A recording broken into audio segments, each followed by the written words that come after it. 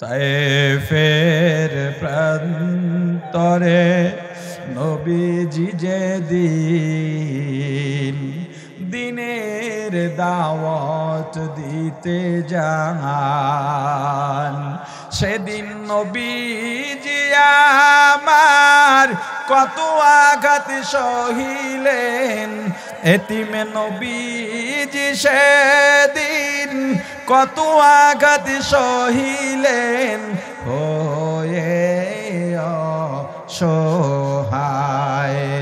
তায়েফের প্রান্তরে নবীজি যেদিন দিনের দাওয়াত দিতে যান, 3টি দিন দাওয়াত দিলেন, একটা দিন করল না কবুল, বরং পাগল বলিয়া দিল তাড়াইয়া, পাগল বলিয়া দিল তাড়াইয়া, চিনল না ওই দুর্ভাগার দল আল্লাহরি রাসূল। নিরাশ হয়ে নবীজি আসতেছিলেন ফিরিয়া, হয়ে অসহায়। ওরে ভাই, মক্কা থেকে তায়েফ যাও দেখার জন্যে, ওই তায়েফ মক্কা থেকে 80 কিলোমিটার দূরে। পুরা জায়গাটা উঁচা, মক্কা থেকে তায়েফ পুরাটা উঁচা। ওই তায়েফের ময়দানে যাইতে আমার রাসূলের কত কষ্ট হয়েছে একবারও তুমি চিন্তা করো নাই। এখন তো রাস্তা বানানো হয়েছে, গাড়ি শক্তিশালী না হইলে হিট হয়ে যায়, গাড়ি অফ হয়ে যায়, চলতে পারে না। 4 হুইল গাড়ি নিয়ে যাওয়া লাগে, ডাবল গিয়ারের গাড়ি নিয়ে যাওয়া লাগে। তখন আমার রাসূল, ওখান তো মিডল ইস্টের যত পাহাড় আছে বেশিরভাগ পাহাড় দেখবেন এখনো দেখা যায় পাথর চারদিকে চোকার, সব পাথরের পাহাড়, পাথরগুলো চারিদিকে ব্লেডের মতো ধার। এখন তো অনেক সংস্কার হয়েছে, ওই সময় আমার রাসূল কোনো ঘোড়াও নেন নাই, কোনো গাধাও নেন নাই, কোনো উটও নেন নাই।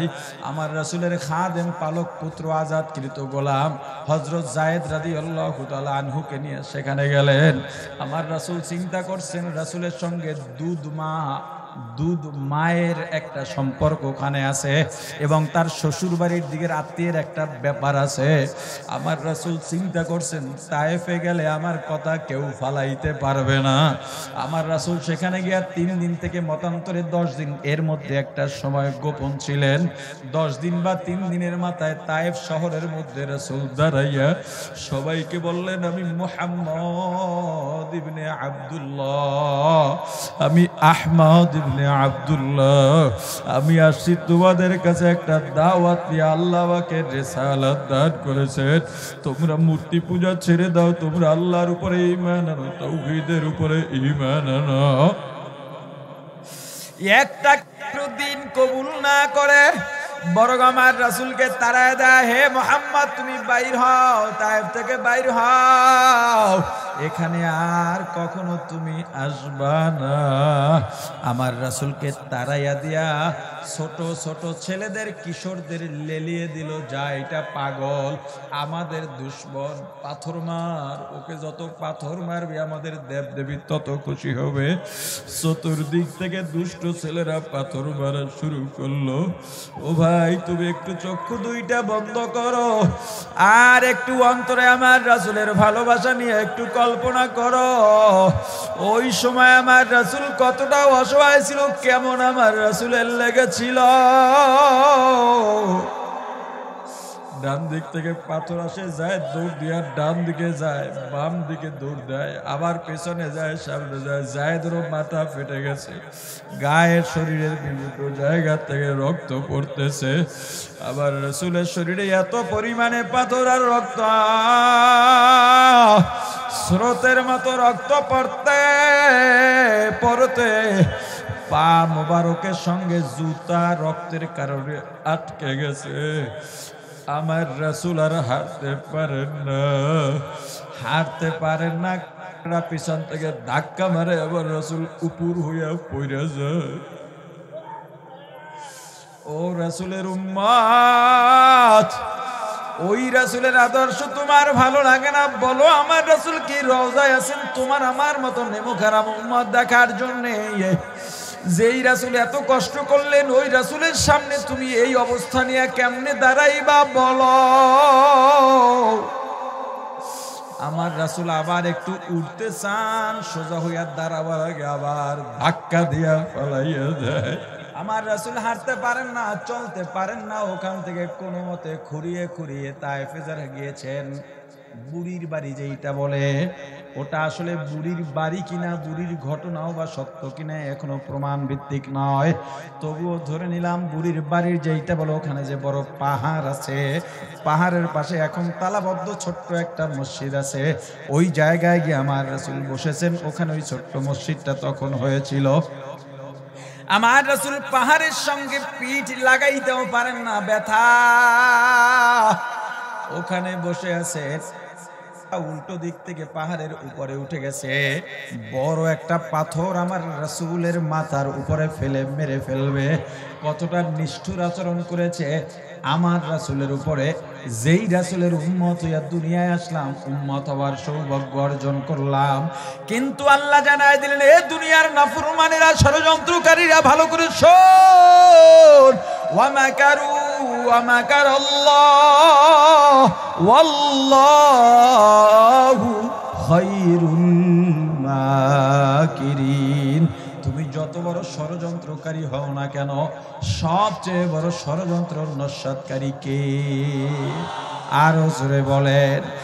এত বড় একটা পাথর পাহাড়ের উপর থেকে নিচে আল্লাহ নিদর্শন হিসাবে সারা পৃথিবীর বাসীর জন্য এখনো পাথরটা রেখে দিয়েছেন।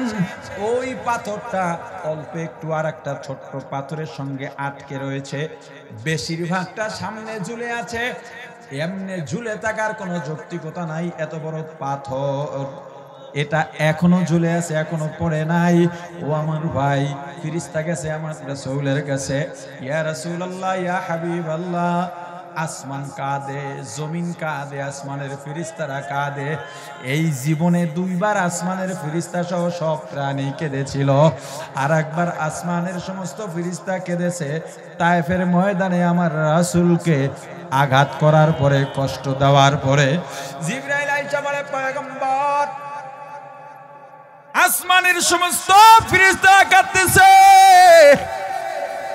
পশু পাখি কাঁদে, আসমান কাঁদে, জমিন কাঁদে। ও আল্লাহর হাবিব, আপনি যদি বলেন এই তায়েফটাকে উল্টায় দি, পাহাড় উল্টায় দি, ওদেরকে পিষে ফেলি। আমার রাসূল বলেছিলেন না না না না, ও ফেরেশতারা ওরা বোঝে নাই, বোঝে নাই, বোঝে নাই। ও ফেরেশতা, ওদেরকে যদি মেরে ফেলো দাওয়াত নিয়ে যাব কার কাছে? মনে বড় আশা ছিল যাব মদিনা, মনে বড় আশা ছিল যাব মদিনা। সালাম আমি করব গিয়ে, সালাম আমি করব গিয়ে নবীর রওজা।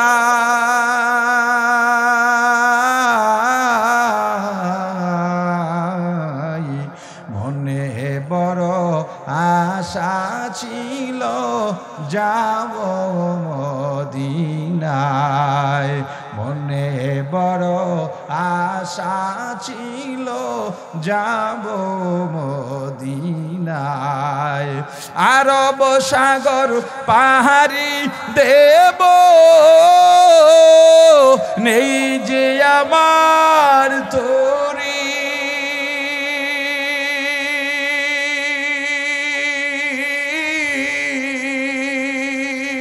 পাখি নয় তো উড়ে যাব ডানাতে ভর করি। আরব সাগর পাহাড়ি দেব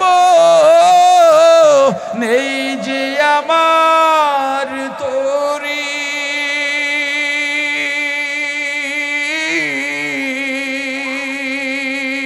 পাখি নয় তো উড়ে যাব ডানাতে ভর করি আশায় আছে সম্বল নাই আশায় আছে সম্বল নাই করি কি উপায়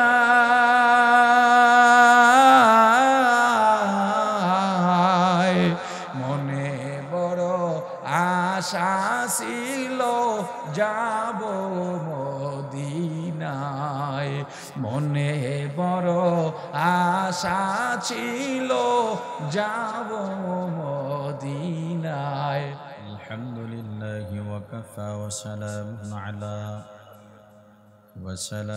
আলা ইবাদিহিল্লাযীনা ইসতাফা أما بعد فأعوذ بالله من الشيطان الرجيم بسم الله الرحمن الرحيم قال النبي صلى الله عليه وسلم لا يؤمن أحدكم حتى أكون أحب إليه من والده وولده والناس أجمعين أو كما قال النبي عليه الصلاة والسلام صدق رسوله النبي الكريم محبت درود شریف پڑھی اللهم صل على محمد وعلى آل محمد كما صليت على إبراهيم وعلى آل إبراهيم إنك حميد مجيد اللهم بارك على محمد وعلى آل محمد كما باركت على إبراهيم وعلى آل إبراهيم إنك حميد مجيد রাসূল করিম সাল্লাল্লাহু আলাইহি ওয়াসাল্লাম বলেছেন ততক্ষণ পর্যন্ত পূর্ণ মুমিন হওয়া যাবে না যতক্ষণ পর্যন্ত দুনিয়ার সব কিছু থেকে এমনকি নিজ থেকেও সবচেয়ে বেশি রাসূলকে ভালোবাসা না যাবে যদি আমার থেকে আমি রাসূলকে বেশি ভালোবাসতে না পারি তাহলে আমি মুমিন তবে পূর্ণ বা খাঁটি মুমিন না আমার স্ত্রী সন্তান ধন সম্পদ দুনিয়া পদ পদবী যশ খ্যাতি অর্থ বিত্ত আরো যা যা আছে যদি এগুলোর থেকে আমার রাসূলকে বেশি ভালোবাসতে না পারি ভালোবাসি তবে এগুলোর থেকে বেশি না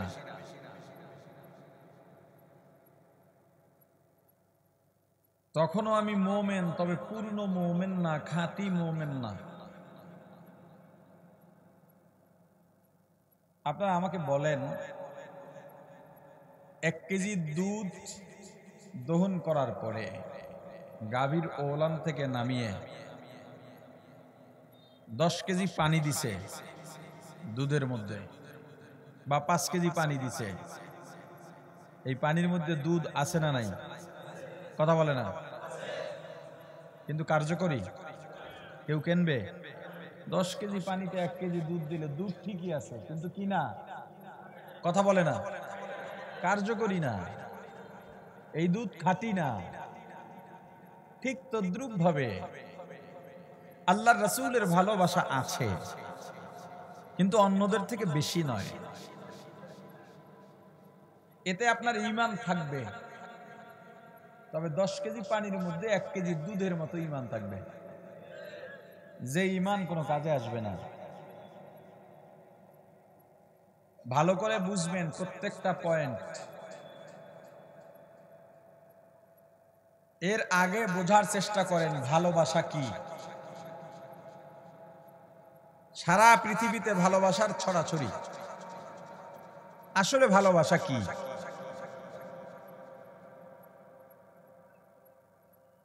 পৃথিবীর মানুষের চালিকা শক্তি কি?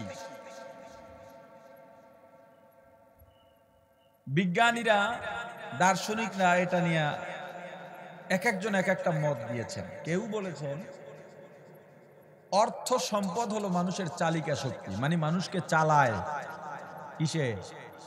অর্থ সম্পদে। একজন বলেন না, অর্থ সম্পদ থাকলেই চলতে পারে না, খাবার হলো মানুষের চালিকা শক্তি, না খাইলে মানুষ চলতে পারে না। আর একজন বলে না, মানুষের চালিকা শক্তি হলো ক্ষমতা, ক্ষমতা না থাকলে মানুষ দাঁড়াইতেই পারে না। এরকম এক একজন এক একটা বলতেছে যে চালিকা শক্তি মানুষের এইটা ওইটা এই সেই। ইসলাম বলে মানুষের চালিকা শক্তি হলো ভালোবাসা। কি? আরে বলে না কি? জোরে বলেন। আপনি আল্লাহকে ভালো না বাসলে চলতেই পারবেন না, আপনি রাসূলকে ভালো না বাসলে চলতেই পারবেন না। আল্লাহ ভালোবাসার জিনিস, এটা মাথায় ঢুকান। আল্লাহকে ভয় করবেন না, ভালোবাসবেন। কি করবেন? আল্লাহ ভালোবাসার পাত্র, ভয়ের পাত্র নন। ভয় করবেন তার আযাব ও গজবকে, তার গোসাকে, কিন্তু তাকে কি করবেন? জোরে ভালোবাসবেন।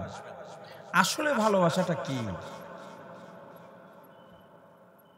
ভালোবাসা এমন এক টানের নাম,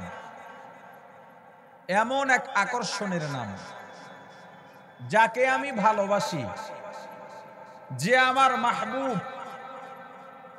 যাকে আমি ভালোবাসি তার চাহিদা পূরণ করার জন্য, তাকে হাসি খুশি রাখবার জন্য, তার মন জয় করবার জন্য আমার ভিতরে যেই ব্যাকুলতা সৃষ্টি হয়, ব্যাকুলতা তৈরি হয়, এই ব্যাকুলতার নাম ভালোবাসা। বলে না, এই ব্যাকুলতার নাম কি? জোরে বলেন। যেমন আপনার ছোট্ট ছেলে,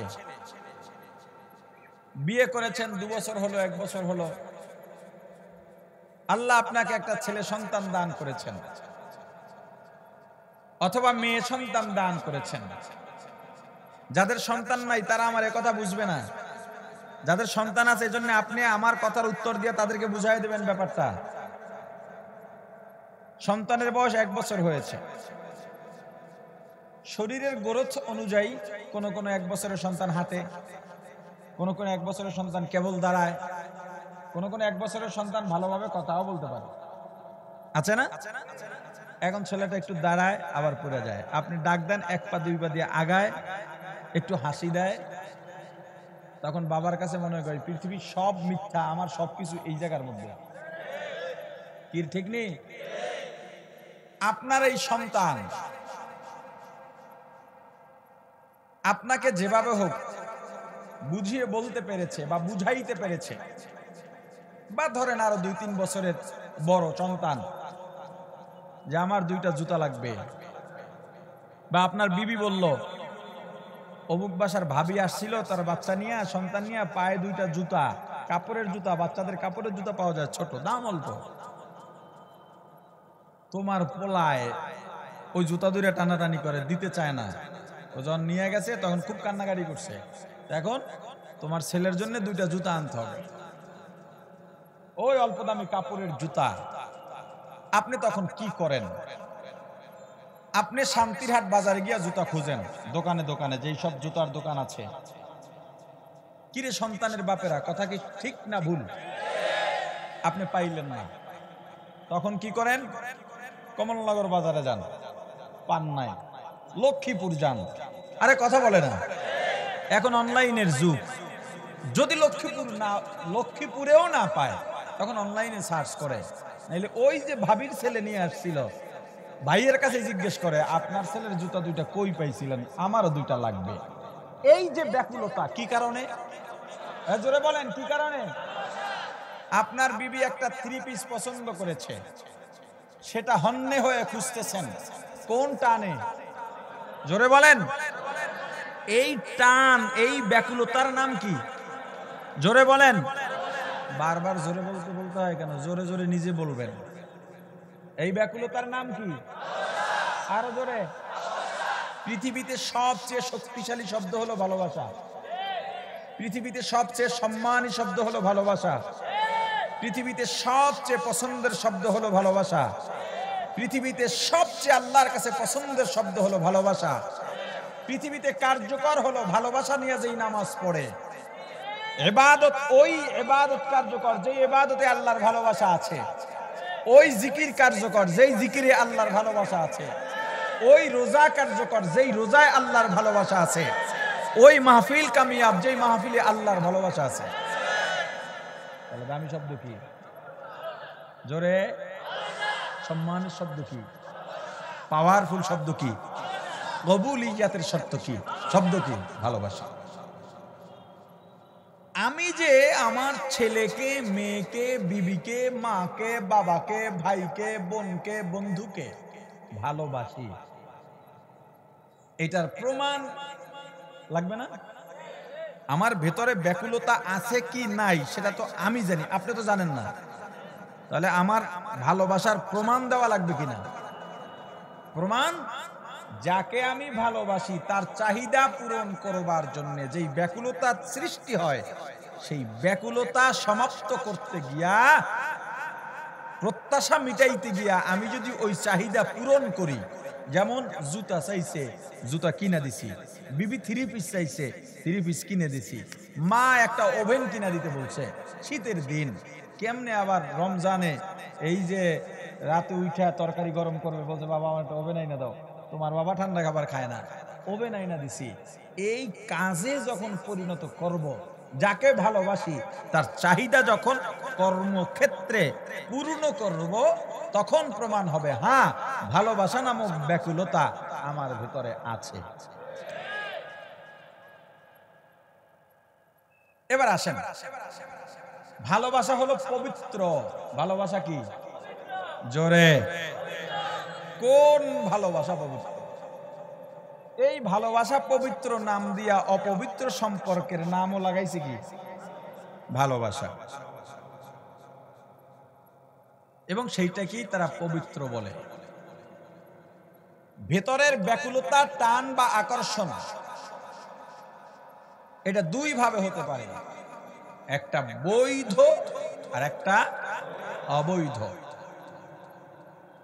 বিবাহ বহির্ভূত গায়েরে মাহারাম ছেলে মেয়ের দেখা সাক্ষাৎ এবং একে অপরের প্রতি টান, ব্যাকুলতা, এই টান বা ব্যাকুলতার নাম ভালোবাসা নয়। এই ব্যাকুলতার নাম প্রেম। কি আপনাকে আমার কথা বোঝেন? এই ব্যাকুলতার নাম কি? এখন আপনি বলতে পারেন প্রেম আর ভালোবাসায় ব্যবধান কি? আকাশ আর জমিন ব্যবধান। আচ্ছা আপনি বলেন তো, এ পর্যন্ত কোন ছেলেকে পেয়েছেন যে বলছে আমার মায়ের সঙ্গে আমার খুব প্রেম? লক্ষ্মীপুরের মানুষ বলে মনে হয়, চুপ করে বসে আছেন যে। বলে আমার বোনের সঙ্গে আমি প্রেম করি, বলে আমার মেয়ের সঙ্গে আমার অনেক প্রেম, বলে কেউ? আমার মাকে আমি অনেক ভালোবাসি, বলে আমার বোনকে ভালোবাসি, বলে। তাহলে মায়ের সাথে প্রেম করি, প্রেম আর ভালোবাসা যদি একই হইতো, প্রেম শব্দ মায়ের সঙ্গে কেন বলে না? কথা কয় না। প্রেম আর ভালোবাসা দুইটাই আরবি শব্দ, আলাদা। প্রেমের আরবি হলো ইশকুন, আর ভালোবাসার আরবি হলো হুব্বুন। দুইটার জগতই আলাদা। সুয়ালে মুকাদ্দার যে হুজুর আপনারাও তো বয়ানে অনেক সময় বলেন রাসূল প্রেম, আল্লাহ প্রেম। হ্যাঁ বলে, আমিও বলেছি, এখনো মাঝে মাঝে বের হয়ে যায়, তবে বলা উচিত না। বলা কি না? প্রেম শব্দকে ব্যাখ্যা দিয়া আল্লাহর সঙ্গে জোড়াবার ক্ষেত্রে জায়েজ করা যায়, না বলা উত্তম। না বলা কি জোরে? আচ্ছা, এখানে আরো একটা উদাহরণের মাধ্যমে বুঝাই, মাসালাও বুঝবেন, একটা মাসআলাও শিখবেন। আল্লাহকে গড বলা যায় না, যায়? জানেন আপনারা? আচ্ছা, ফেসবুক চালাই না আমরা, ফেসবুকে একটা রিয়েক্ট আছে, ওয়াও, কথা কয় না, আর একটা আছে ওএমজি আছে। আচ্ছা, এই যে ওএমজি, এটার পূর্ণ রূপ কি জানেন কেউ? কথা বলে না। আপনি কল্পনাও করতে পারবেন না আমাদের ভেতরে ইসলাম বিদ্বেষীরা কিভাবে তাদের মন্ত্র ঢুকায় দিছে কৌশলে কৌশলে। আপনি আমি জানি না, জানি না আপনি আমি। যেখানে মুসলমানের সন্তানেরা কথায় কথায় সুবহানাল্লাহ বলা দরকার ছিল, মাশাআল্লাহ বলা দরকার ছিল, আলহামদুলিল্লাহ বলা দরকার ছিল, আল্লাহু আকবার বলা দরকার ছিল, ফি আমানিল্লাহ বলা দরকার ছিল, দেখা হলে সালাম দেওয়া দরকার ছিল, বিদায় বেলাও সালাম দরকার ছিল, এটা ভুলে গেছে। আমাদের পরিভাষা আমাদের জবান থেকে নিয়ে গেছে, বিলুপ্ত করে দিছে। কেউ কায়রিয়াও নেয় নাই। কায়রিয়া নেওয়া তো আমি বলি না, আর একজনে বলে। আর বিলুপ্ত মানি কেউ বলেন, আমার থেকেও জব কইরা তাদেরটা ঢুকাইয়া দিছে। দেখবেন আমরা যখন চলাফেরা করি, স্কুলের মেয়েরা যায়, একটু পইরা যায়, আউ করি ওঠে, কথা কয় না, তখন বলবে ইন্না লিল্লাহ, ঠিক না? অথবা আল্লাহ, কথা বলে না রে ভাই, কি সুরের লেগে বয়ে রয়েছে।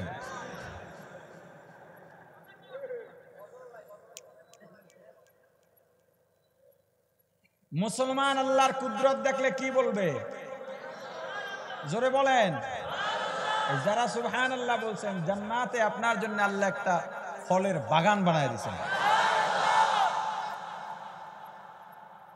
কিন্তু আল্লাহর কুদরত দেখলে, আশ্চর্য কিছু দেখলে, ওয়াও,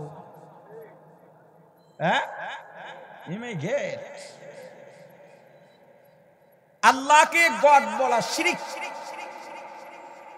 একেবারে তাজা কাঁচা আদি ও আসল শিরক। আমরা ছোটবেলায় দেখেছি, এখন হয়তো নাই, বাংলার ইংরেজি শব্দ, সেখানে আল্লাহর ইংরেজি দেওয়া ছিল গড। আমি নিজে পড়েছি, আমার মনে আছে। আমার সিনিয়র যারা, তারা আমার এই কথার তাসদিক দিতে পারবেন। একটা সময় আল্লাহর ইংরেজি কি ছিল? গড। এরপর যখন আলেম বেড়েছে, সবাই সচেতন, প্রতিবাদ করলেন যে না, আল্লাহ আল্লাহ, নামের কোনো ইংরেজি হয় না। আমার নাম হাবিবুর রহমান, ইংরেজিতে কি বলবেন? আপনার নাম আব্দুল্লাহ, ইংরেজিতে কি বলবেন? আল্লাহ গড হইল কোন সময়? আল্লাহ সুন্দর তার নির্বাচিত নাম দিয়ে দিলেন গুণবাচক। পছন্দ হয় না, তুমি গেডের মধ্যে গেলা খেললি না, তুমি তো মুসলমান, তুমি ওএমজি, ওয়াও, নাইস, এসব কই পাইছো? তোমার জবানের আলহামদুলিল্লাহ কোথায় গেল? সুবহানাল্লাহ কোথায় গেল? মাশাআল্লাহ কোথায় গেল?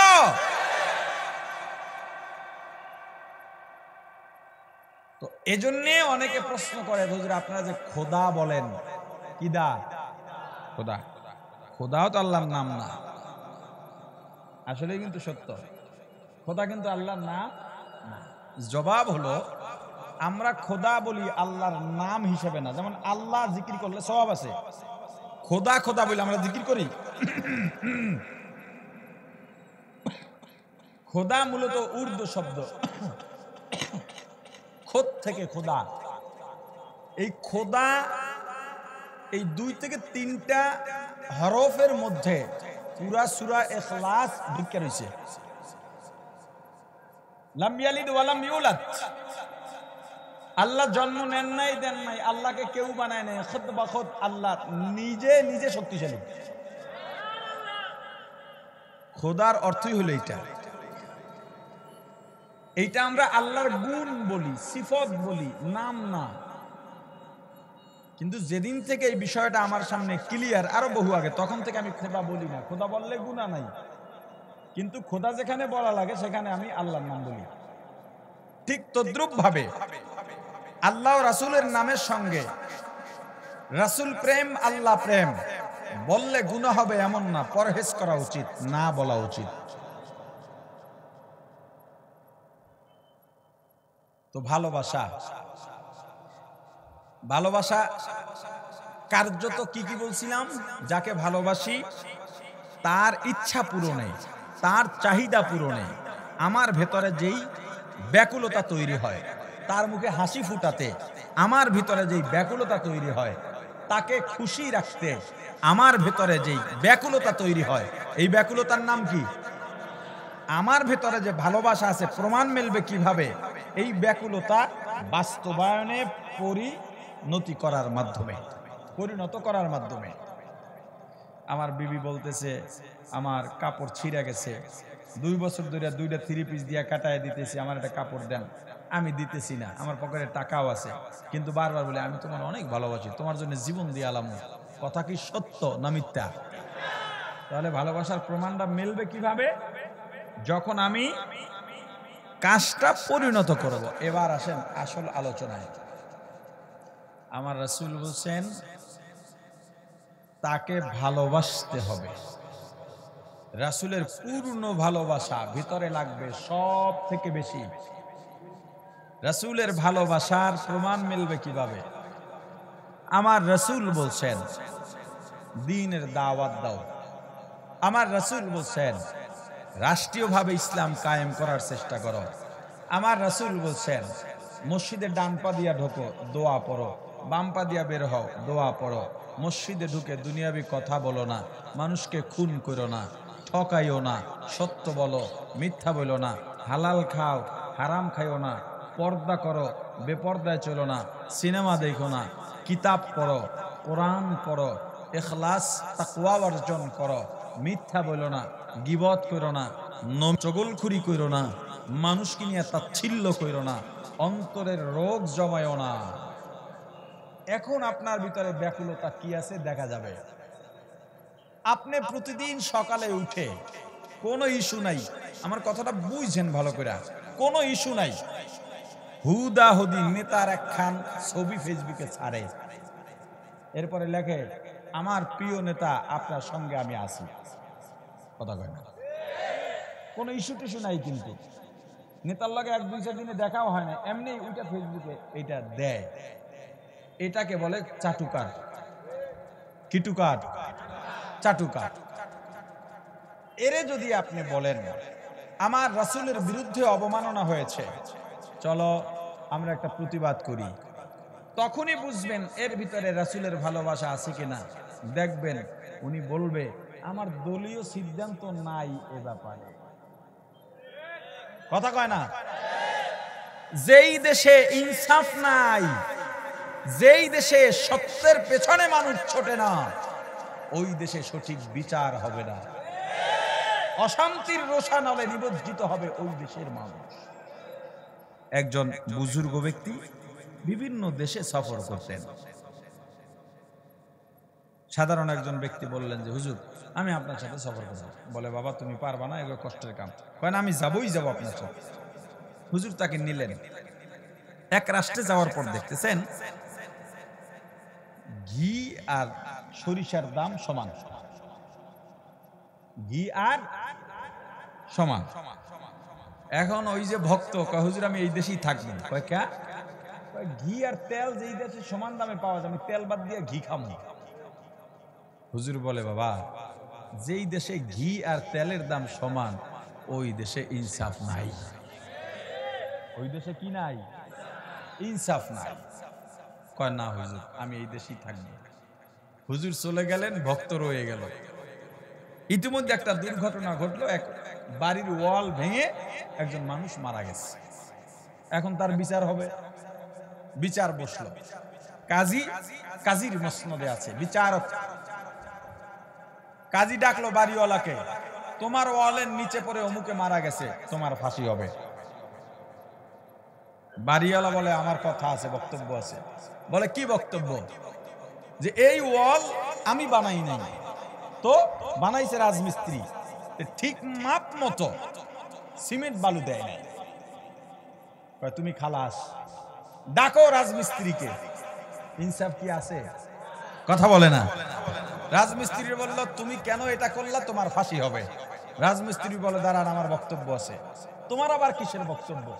বলে আমরা যখন বালু আর সিমেন্ট মিশাচ্ছিলাম তখন আমাদের পাশ দিয়া সুন্দরী অমুক ললনা বিভিন্ন ধরনের জেওর পরে, অলংকার পরে ঝনঝন আওয়াজ করে করে হেঁটে গিয়েছিল। আমাদের মনোযোগে ব্যাঘাত ঘটেছে, তার দিকে তাকিয়েছিলাম, এজন্য বালু আর সিমেন্টের কম্বিনেশন ভালো হয় নাই। তুমি খালাস, ডাকো ওই মেয়েকে। ডাকলো মেয়েকে, তোমার ফাঁসি হবে। বলে না আমার হবে না, তো আমার কোনো দোষ নাই, আমার জেওর আমি বানাই নাই, তো বানাইছে স্বর্ণকার। তুমি খালাস, ডাকো স্বর্ণকার রে। বিচার কি ঠিক দিকে যাইতেছে? আরে কথা বলে না, যাইতেছে। স্বর্ণকার রে ডাকছে, স্বর্ণকার আর কোনো অজুহাত দেখাইতে পারে না, এখন তার ফাঁসি হবে। কিন্তু বেচারা এত শুকনার শুকনা, ফাঁসির রশি দড়ি যে গলায় দিছে, দড়ি ফাঁকা হয়ে রয়েছে। এখন বিচারক বলতেছে, কয় না এটারে ফাঁসি দেওয়া যাইতো না, কারণ রশিটি তো মেলে না। তাহলে কয় যাও শহরে গিয়ে দেখো সবচেয়ে মোড়া ঘাড়ওয়ালা আছে কোনটা, এটারে নিয়ে গিয়ে দেখে ওই হুজুরের ভক্ত ঘি খাইয়া এরম হয়ে রয়েছে, ওরে নিয়ে আইছে। ফাঁসি রশি একবারে ঠিকঠাক মতো ভিতরে লাগে গেছে। ইতিমধ্যে হুজুর হাজির। এগুলো তো কিছুটা বাস্তব থাকতে পারে, বাকি কল্প কাহিনীর গল্প, শিক্ষামূলক গল্প। এখন ওই ভক্ত কাঁদতেছে, হুজুর আমার বাঁচান। বাবা তোমার আমি বলছিলাম যে এই দেশে ঘি আর তেলের দাম সমান, ওই দেশে ইনসাফ নাই,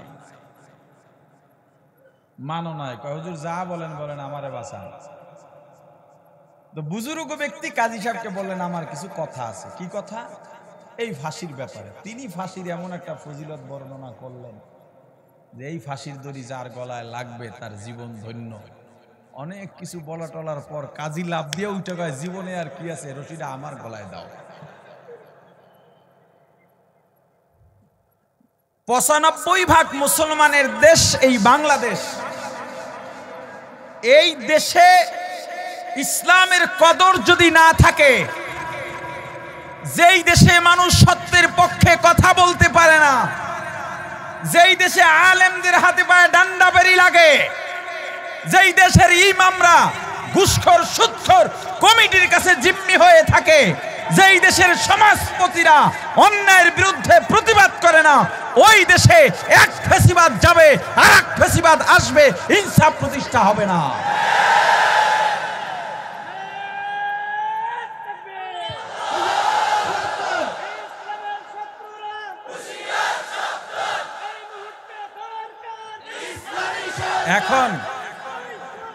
এখন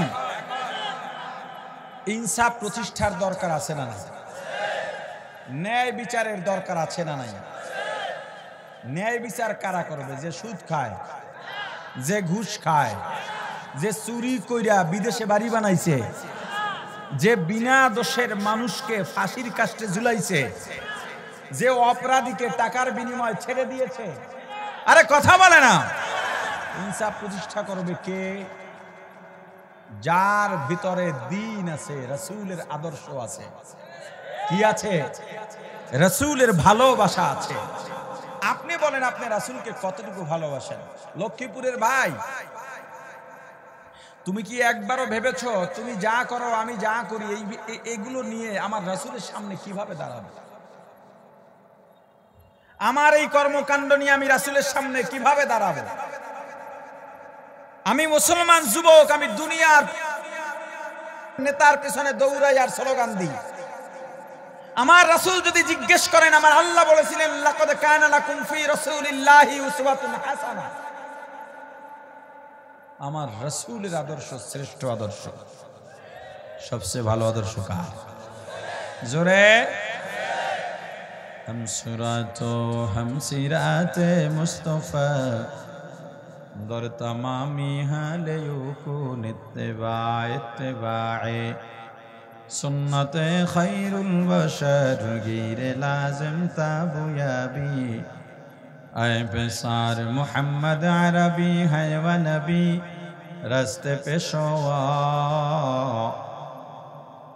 محمد عربی ہے و نبی راستے پیشوا علم ہوا اس کی پیدائش سے اجالا عالم ہوا اس کی پیدائش سے اجالا شفیع الامم ہمارا نبی روز قیامت شفیع الامم ہمارا نبی روز قیامت شفاعت کرے گا اللہ کے پاس گناہگار امت شفاعت کرے گا اللہ کے پاس گناہگار امت لا الہ الا اللہ لا الہ الا اللہ لا الہ الا اللہ لا الہ الا اللہ لا الہ الا اللہ لا الہ الا اللہ لا الہ الا اللہ لا الہ الا اللہ প্রিয় ভাই আমার আল্লাহ বলেছেন লাকাদ কানা লাকুম ফি রাসূলিল্লাহি উসওয়াতুন হাসানাহ হে বিশ্ববাসী আমি তোমাদের জানাইলাম নীতি যদি মানতে চাও আদর্শ যদি মানতে চাও আমি আল্লাহ ঘোষণা করে দিলাম আমার রাসূলের আদর্শ শ্রেষ্ঠ আদর্শ আল্লাহর কথায় ভেজাল আসেনি সন্দেহ হয় নাকি যদি সন্দেহ না হয় ও যুবক বলো আল্লাহর বর্ণিত আদর্শের বাইরে কেন ব্যক্তির আদর্শের পেছনে দৌড়াও এ যুবক তুমি তো মুসলমান আমার রাসূলের উম্মত বলো তোমার কাছে আমার রাসূলের আদর্শ থেকে কোন দিন মুজিব আর জিয়ার আদর্শ ভালো হয়ে গেল রাসূলের আদর্শ নিয়ে যারা দৌড়ায় তাদেরকে বাঁকা নজরে তাকাও তুমি কি মনে করছো কিয়ামতের ময়দানে আমার রাসূলের সামনে কেমনে দাঁড়াইবা একবার তোমার মাথায় চিন্তা নাই আজকে সূর্যের দূরত্ব জমিন থেকে 9,30,00,000 মাইল দূরে সূর্যের মধ্যে 9টা মতান্তরে 11টা মতান্তরে 13টা মুখ আছে একটা মুখ খোলা বাকি মুখগুলা বন্ধ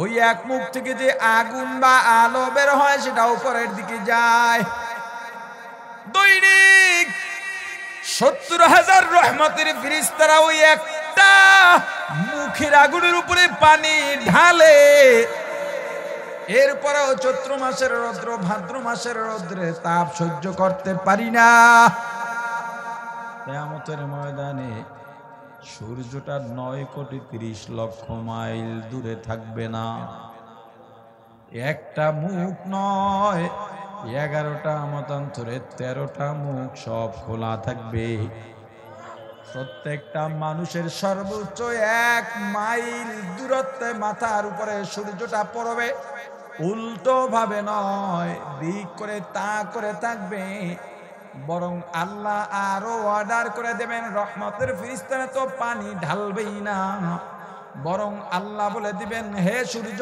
দুনিয়ার মধ্যে কত আলেম পাঠাইলাম নবী রাসূল পাঠাইলাম যারা কোরআন সুন্নাহ ধরে ধরে এত বুঝাইলো চোখের পানি ছেড়ে বুঝাইলো কিন্তু মানে নাই ওদের জন্য তাপ ছেড়ে দে কিয়ামতের ময়দান এমন এক কঠিন একটা ময়দান মানুষের আমল অনুযায়ী কারো কারো পায়ের টাকনু পর্যন্ত দুর্গন্ধ ঘামে ডুবন্ত থাকবে কারো হাঁটু পর্যন্ত ডুবন্ত থাকবে কারো কোমর পর্যন্ত কারো গলা কোমর পর্যন্ত আরো অনেক গুনাহগার থাকবে যারা হাবুডুবু খাবে, ঠাই পাবে না।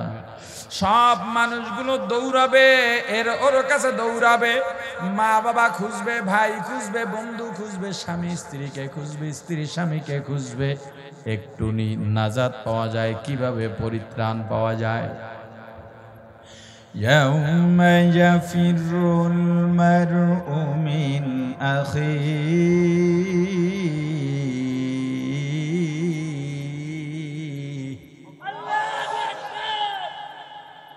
وأمه وأبيه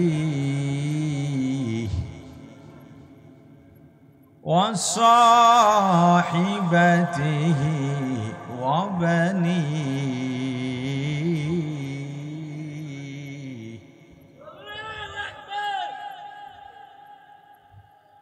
يوم يفر المرء من أخيه وأمه وأبيه وصاحبته وبنيه কিয়ামতের ময়দানে মা বাবা সন্তানকে দেখলে পালাবে, সন্তান মা বাবাকে দেখলে পালাবে, ভাই ভাইকে, ভাই বোনকে, বোন ভাইকে, স্বামী স্ত্রীকে, স্ত্রী স্বামীকে দেখলেই পালাবে, কাউকে খুঁজে পাবে না। নবীদের কাছে দৌড়ে যাবে, নবীরাও বলবেন নাফসি নাফসি, আমি তো আজকে আমার টেনশনে শেষ, কিছুই করতে পারবো না। শুধুমাত্র একজন ব্যক্তিত্ব, রহমাতুল লিল আলামিন, সাইয়্যিদুল মুরসালিন, ইমামুল মুরসালিন, খাতামুন নবিয়্যিন, শাফিউল মুজনিবিন, উম্মতের কান্ডারি, মানবতার মুক্তির দূত সাইয়্যিদুনা মুহাম্মদুর রাসূলুল্লাহ সাল্লাল্লাহু আলাইহি ওয়াসাল্লাম সিজদায় পড়ে উম্মতের জন্য কাঁদবেন। ওরে আমার ভাই, তুমি কি মনে করছো ফেরেশতারা গিয়ে আমার রাসূলের মাথা উঠাবেন? হুজুর আপনার সিজদা থেকে মাথা উঠান, আপনি কি চান? আল্লাহ আজকে আপনার সুপারিশ গ্রহণ করবে। আমার রাসূল ডাক দিয়া বলবেন, আমি চাই ওগো আল্লাহ, বিচারের ময়দান কায়েম হয়ে যাক, আমার উম্মতরা কষ্ট পায়। ও আল্লাহ, আমার উম্মতকে আমার হাতে হাউজে কাউসারের পানি পান করাইতে চাই। আল্লাহ বলবেন, হাবিব আমার, আপনার সুপারিশ গ্রহণ করা হলো, আপনাকে হাউজে কাউসারের অধিকার দিয়া দিলাম, আপনি যাকে ইচ্ছা পানি পান করান। এই কঠিন দিনে আমার আরশের ছায়ার নিচে জায়গা দেন। আমার রাসূল উম্মতদের ডাক দেবেন, উম্মতেরা দৌড় দেবে, হে লক্ষ্মীপুর, শান্তির হাটের ভাই আমার, বোন আমার, তুমি কি মনে করছো তুমি যা দুনিয়ায় করতেছো, ওই সময় আমার রাসূলের সামনে কোন মুখ নিয়ে দাঁড়াইবা? এ যুবক, আমার রাসূল কি তোমাকে এজন্য দুনিয়ায় রেখে গেছেন? দুনিয়ার সব নবী রাসূল ইন্তেকালের পর আসমানে গিয়েছেন, আমার রাসূল আসমানে যান নাই। উম্মতের মায়ের রওজায় এখনো শুয়া শুয়া উম্মতের জন্য কাঁদেন। আমার রাসূল জিন্দা, আমার রাসূল কি? জোরে বলেন। আহলে সুন্নাত ওয়াল জামাতের আকীদা, মুহাম্মদুর রাসূলুল্লাহ সাল্লাল্লাহু আলাইহি ওয়াসাল্লাম দুনিয়ায় যেমন মানুষ চলাফেরা করে, রাসূলের রওজায় রাসূল এইভাবে সশরীরে জিন্দা। ইন্তেকাল হয়েছে আমার রাসূল, আল্লাহর নিজাম মেনে ইন্তেকাল হয়েছে ঠিক, তবে রওজায় আমার রাসূল জিন্দা। হুসাইন আহমদ মাদানী রহমাতুল্লাহি আলাইহি শাইখুল ইসলাম কাবার চত্বরে ক্লাস দিতেছেন, বহু মাযহাবের ছাত্ররা বসা, সব মেধাবী ছাত্র। মাযহাব শুধু 4টা নয়, 4টা মাযহাব প্রধান, বড় আরো ছোট ছোট মাযহাব ছিল, এখনো অনেক জায়গায় আছে। সব মাযহাবের ছাত্ররা বসা, আমার রাসূল জিন্দা না মুর্দা, হায়াতুন নবীর আকীদা সম্পর্কে ক্লাস দিচ্ছেন। মাদানী রহমাতুল্লাহ আলাইহি বললেন, আমার রাসূল রওজায় সশরীরে জিন্দা। একজন দাঁড়ায় বলে, হুজুর বুঝি নাই। আর একজন বলে বুঝেছি। আর একজন বলে, মানুষ মারা যাওয়ার পর কবরে সশরীরে জিন্দা কেমনে থাকে? হুজুর বললেন আবার অজু বানাও। আবার অজু বানাও মানে কি? অজু আছে, আবার সব সময় অজুর সাথে থাকবেন, শান্তি পাবেন। কোনো মেকআপ করা লাগবে না, সোনো পাউডার দেওয়া লাগবে না। সবাই অজু বানালো। হুজুর বললেন এবার সেজদায় যাও। শিক্ষক যেমন হয় ছাত্ররাও কথা বলে না।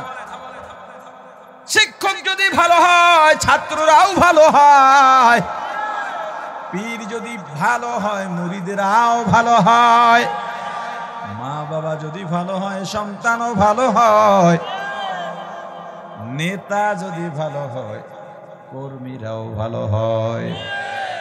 কর্মীরা যদি দেখেন চা দোকানে মুদি দোকানে চান্দাবাজি করে, বলবেন বুঝবেন নেতাটায় রাষ্ট্র নিয়ে চান্দাবাজির ছক আঁকতেছে।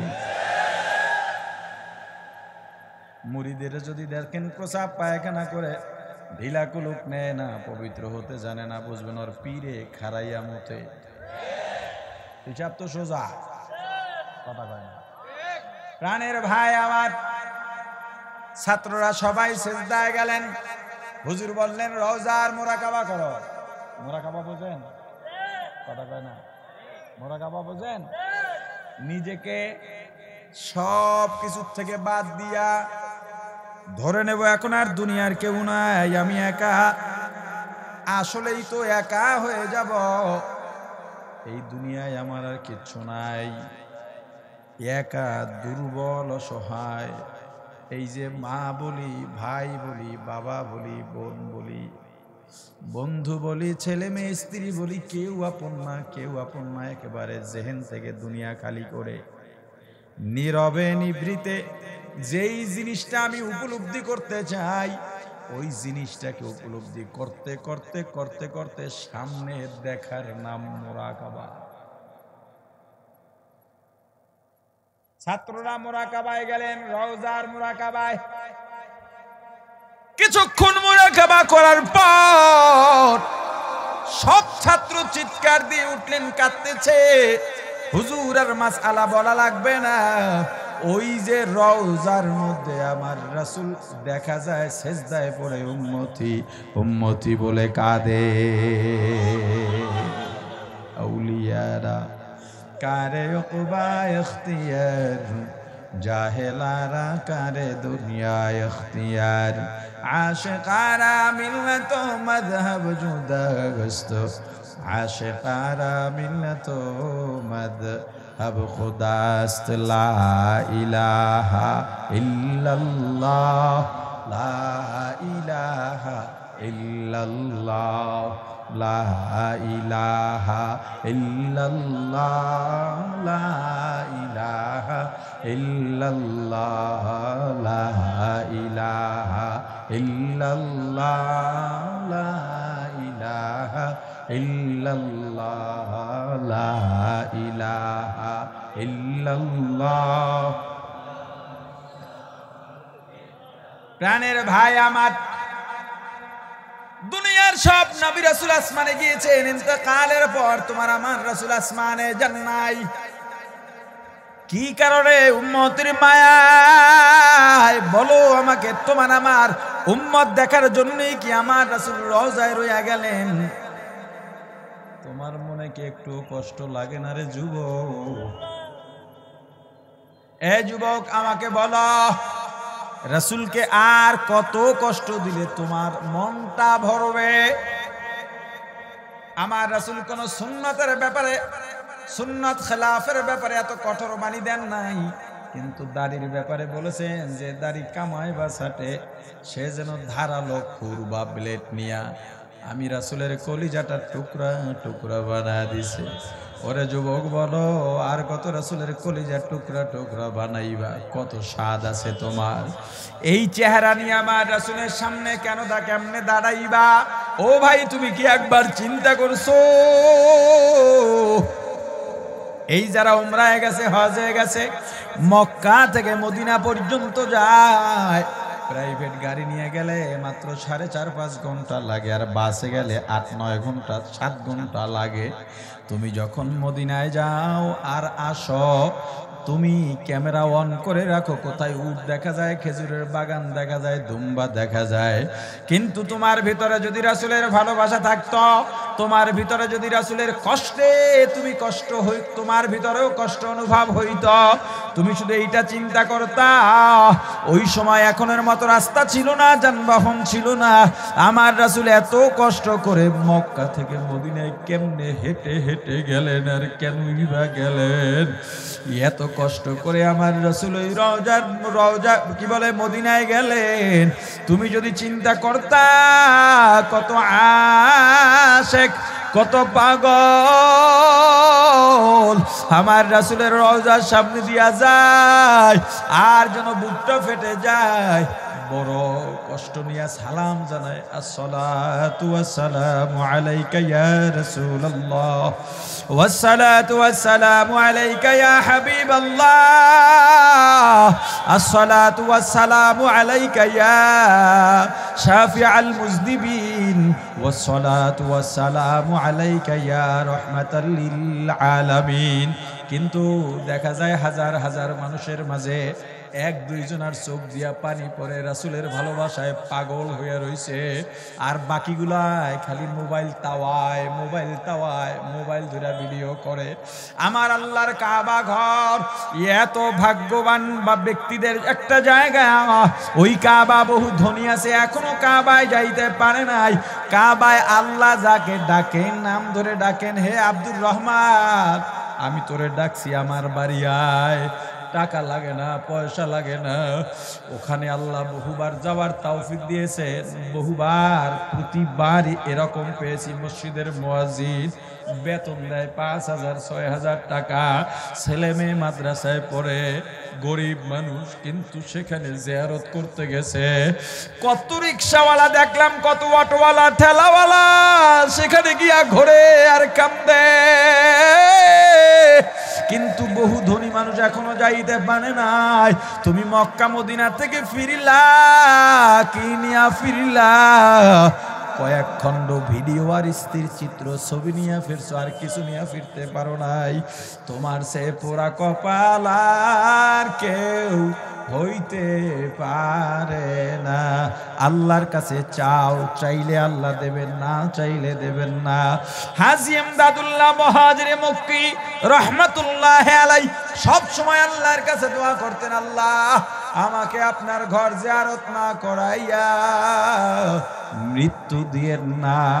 আর গান গাইতেন, मैं जिंदगी में एक बार मदीना जाओ, मैं जिंदगी में एक बार मदीना जाओ, मदीना जाओ फिर लौट ना आओ, मदीना जाओ फिर लौट ना आओ, मैं जिंदगी में एक बार मदीना जाओ, मैं जिंदगी में एक बार मदीना जाओ।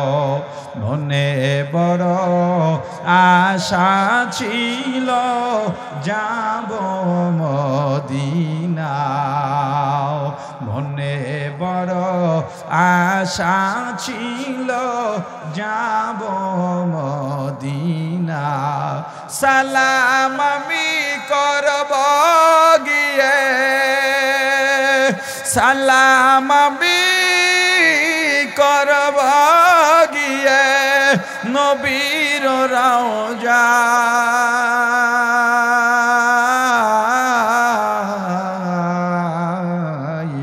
মনে বড় আশা ছিল যাব মদিনায়, মনে বড় আশা ছিল যাব মদিনায়। আরব সাগর পাহাড়ি দেব নেই যে আমার তরি,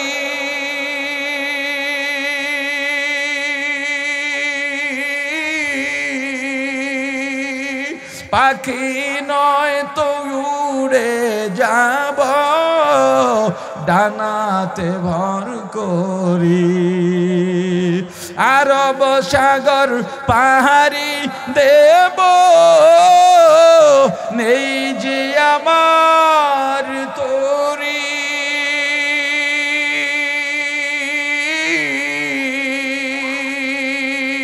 পাখি নয় তো উড়ে যাব ডানাতে ভর করি আশায় আছে সম্বল নাই আশায় আছে সম্বল নাই করি কি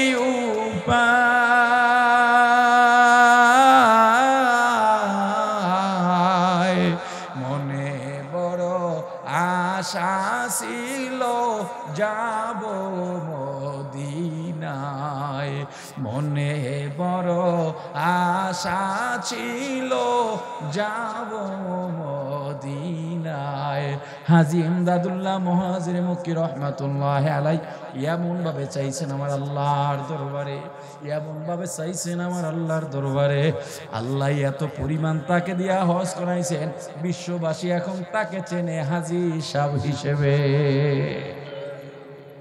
ও আমার ভাই আমার রাসূল মক্কা থেকে তায়েফে গেলেন তুমি হজে যাও উহুদের ময়দানে যাও ভিডিও করা নিয়ে ব্যস্ত থাকো ঘোরো আর দেখো কিন্তু উহুদের ময়দানে যাওয়ার হেদায়েতের জন্য ওই দাঁড়ানোটা যথেষ্ট হওয়ার কথা ছিল কারণ তোমার মধ্যে রাসূলের সেই ভালোবাসাও নাই আবেগও নাই ও ভাই তুমি যদি চিন্তা করতা এই উহুদের ময়দান যেখানে আমার রাসূলের দান্দান মুবারক শহীদ হইছে ইসলামের দ্বিতীয় যুদ্ধ এই জায়গায় যখন সাহাবী দৌড়ায় আর বলে হাইয়া আলাল জিহাদ হাইয়া আলাল জিহাদ কে আসো তোমরা আসো আমার রাসূল জিহাদের ডাক দিয়েছেন হযরত হানজালা রাদিয়াল্লাহু তাআলা আনহু নতুন বিয়ে করেছেন বাসর রাত বিবিকে ডাক দিয়ে বলেন ও বিবি আমি আর থাকতে পারবো না আমার রাসূল জিহাদের ডাক দিয়েছেন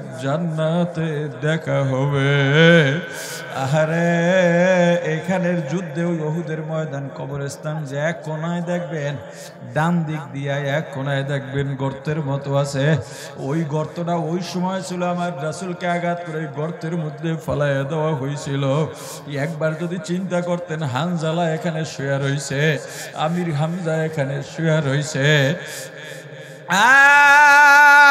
ওরে আমার ভাই আমার রাসূল এখানে দান মোবারক শহীদ করেছেন যাওয়ার জায়গা ছিল না দৌড়ে গেছেন ডান দিকে যে উহুদের পাহাড় ওখান থেকে উহুদের পাহাড় ভাগ হয়ে আমার রাসূলকে আশ্রয় দিয়েছেন আমার রাসূল বলে দিয়েছেন উহুদ আমাদের সঙ্গে জান্নাতে যাবে কারণ উহুদ আমাদের ভালোবাসে আমরাও উহুদকে ভালোবাসি ওই কবরস্থানের পাশে দাঁড়াইয়া কোনো মুমিন চোখের পানি ধরে রাখতে পারার কথা নয় কিন্তু দাঁড়াইয়া দাঁড়াইয়া দেখছি তো ঘুরছি দেখছি মানুষগুলো শুধু ভিডিও নিয়ে ব্যস্ত থাকে আবেগ নাই ভালোবাসাও নাই আমার রাসূল কোন কষ্টের মাধ্যমে এত সুন্দর দিন আমাদের জন্য উপহার রেখে গেলেন ওরে ভাই মক্কা থেকে তায়েফ যাও দেখার জন্য ওই তায়েফ মক্কা থেকে 80 কিলোমিটার দূরে পুরা জায়গাটা উঁচা মক্কা থেকে তায়েফ পুরাটা উঁচা ওই তায়েফের ময়দানে যাইতে আমার রাসূলের কত কষ্ট হয়েছে একবারও তুমি চিন্তা করো নাই এখন তো রাস্তা বানানো হয়েছে গাড়ি শক্তিশালী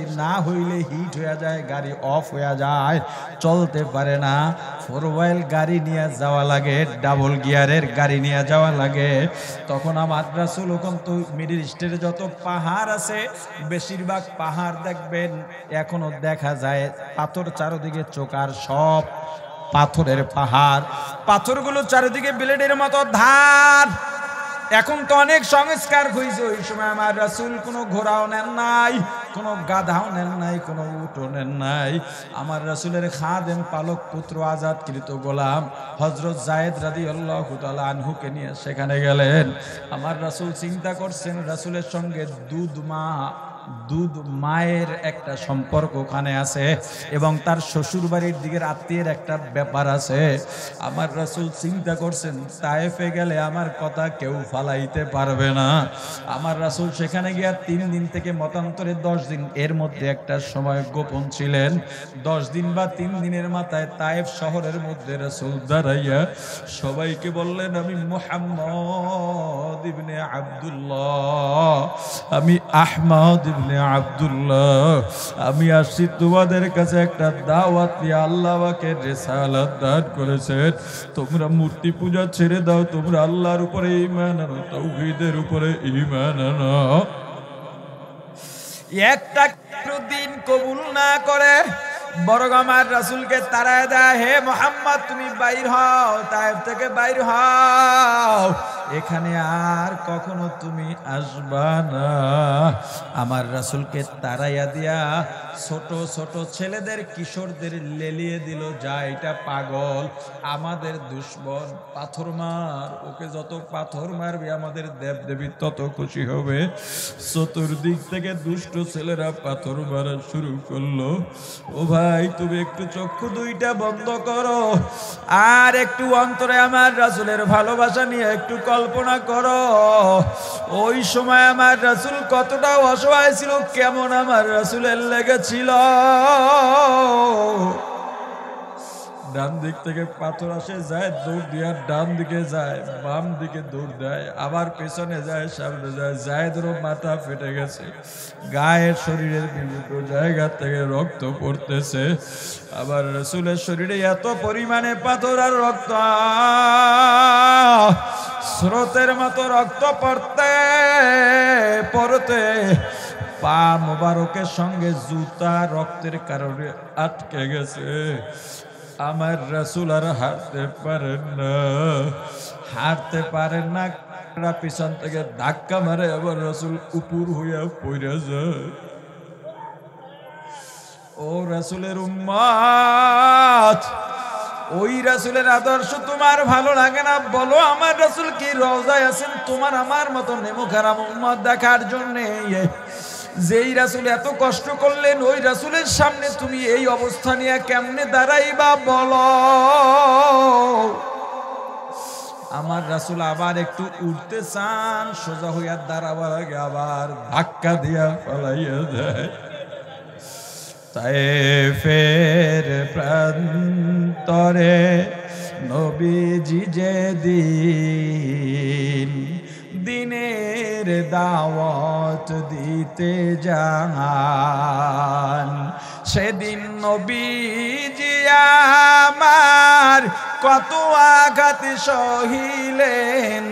এতিমে নবীজি সেদিন কত আঘাত সহিলেন, হয়ে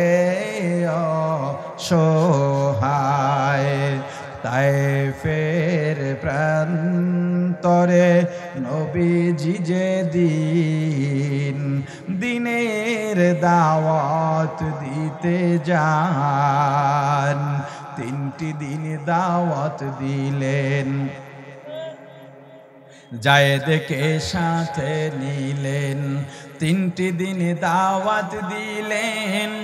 একটা দিন করলো না কবুল, জায়েদকে সাথে নিলেন, 3টি দিন দাওয়াত দিলেন।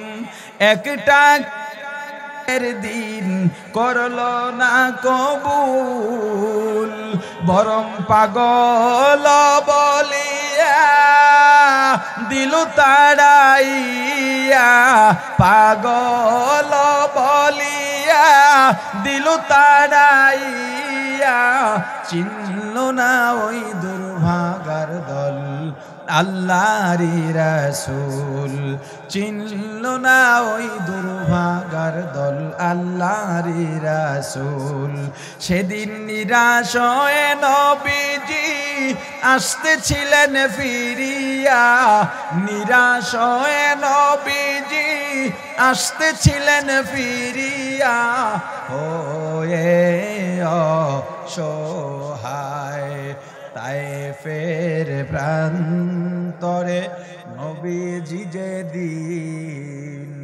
দিনের দাওয়াত দিতে যান।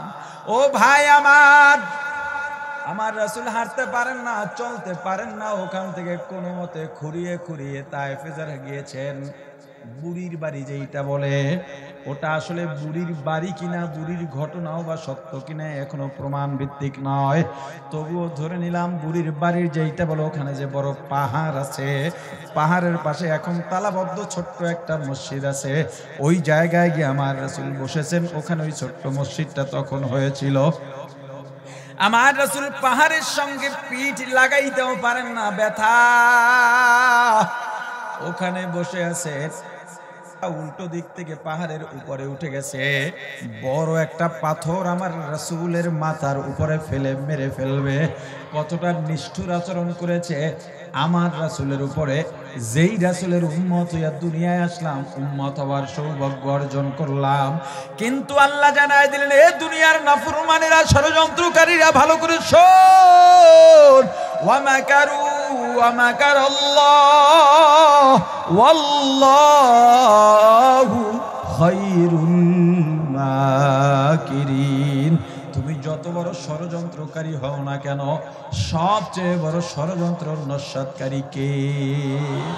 আরো জোরে বলেন। এত বড় একটা পাথর পাহাড়ের উপর থেকে নিচে আল্লাহ নিদর্শন হিসাবে সারা পৃথিবীর বাসীর জন্য এখনো পাথরটা রেখে দিয়েছেন। ওই পাথরটা অল্প একটু আর একটা ছোট্ট পাথরের সঙ্গে আটকে রয়েছে, বেশিরভাগটা সামনে ঝুলে আছে। এমনি ঝুলে থাকার কোনো যৌক্তিকতা নাই, এত বড় পাথর এটা এখনো ঝুলে আছে, এখনো পড়ে নাই। ও আমার ভাই, ফেরেশতা গেছে আমার রাসূলের কাছে, ইয়া রাসূলুল্লাহ, ইয়া হাবিবাল্লাহ, আসমান কাঁদে, জমিন কাঁদে, আসমানের ফেরেশতারা কাঁদে। এই জীবনে দুইবার আসমানের ফেরেশতা সহ সব প্রাণী কেঁদেছিল, আর একবার আসমানের সমস্ত ফেরেশতা কেঁদেছে তায়েফের ময়দানে আমার রাসূলকে আঘাত করার পরে, কষ্ট দেওয়ার পরে। জিবরাইল আইসা বলে, পয়গম্বর, আসমানের সমস্ত ফেরেশতা কাঁদতেছে, পশু পাখি কাঁদে, আসমান কাঁদে, জমিন কাঁদে। ও আল্লাহর হাবিব, আপনি যদি বলেন এই তায়েফটাকে উল্টায় দিই, পাহাড় উল্টায় দিই, ওদেরকে পিষে ফেলি। আমার রাসূল বলেছিলেন, না না না না, ও ফেরেশতারা, ওরা বোঝে নাই, বোঝে নাই, বোঝে নাই। ও ফেরেশতা, ওদেরকে যদি মেরে ফেলো, দাওয়াত নিয়ে যাব কার কাছে? আমার রাসূল মারতে নিষেধ করেছেন। এই উম্মত, হে যুবক ভাই, তোমাকে আমি বলি, তুমি বাজারে গিয়া শাক পচাটা কেন না তাজাটা কেন? জোরে জোরে। আলু পচাটা না ভালোটা, মাছ পচাটা না ভালোটা? তাহলে আল্লাহ যে আদর্শকে শ্রেষ্ঠ আদর্শ বললেন, আমার রাসূলের আদর্শ শ্রেষ্ঠ আদর্শ, আমার রাসূলের আদর্শ উত্তম আদর্শ। যেই নেতার পিছে ঘোরো, 17 বছর যারা নেতার পিছে ঘুরছে দেখছো, যারা সামসামি করছে তোমার মতো নেতারা বিদেশ গিয়া আরামে আছে, তুমি জেল খাইটা দিন গুনতেছো। তোমার বাড়ির অবস্থা ভালো না, তোমার বিবির অবস্থা ভালো না, তোমার সন্তানের অবস্থা ভালো না, তুমি জেলখানার মধ্যে রিমান্ডে কাটাও। তোমার নেতারা বিদেশ গিয়ে আলিশান বাড়ি করে জীবন কাটায়। তাহলে এই নেতার পিছনে সামসামি করছো আর দৌড়াইছো, কি লাভ হলো তোমার? আমাকে বলো আমার ভাই। শিক্ষা যদি না নিতে পারো, তোমার ভবিষ্যৎ এমন দিন অপেক্ষা করতেছে।